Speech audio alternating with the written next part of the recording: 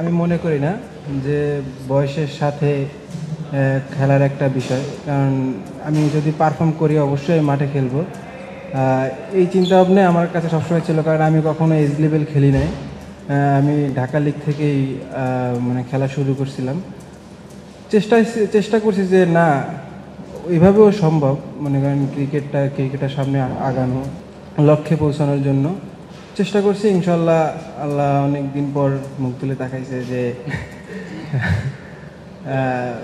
International man of the match হয়েছি, আলহামদুলিল্লাহ।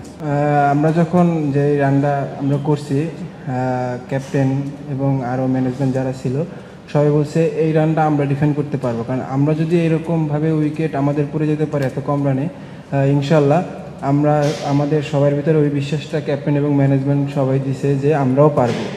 এবং প্রথম 2 ওভারে যে আমি যখন 22 রান খাইছি, ক্যাপ্টেন আমার পাশে এসে বললো যে তানভীর, বলাররাই মার খায়, তুই পারবি, ঠিক আছে, আমি তোরে একটা বিশ্বাস দিলাম যে তুই সর্বোচ্চ দিয়ে চেষ্টা কর, তোর ডিফেন্সিভ বোলিংয়ের কোনো প্রয়োজন নাই, তোর উইকেট টেকিং বোলিং করতে হবে।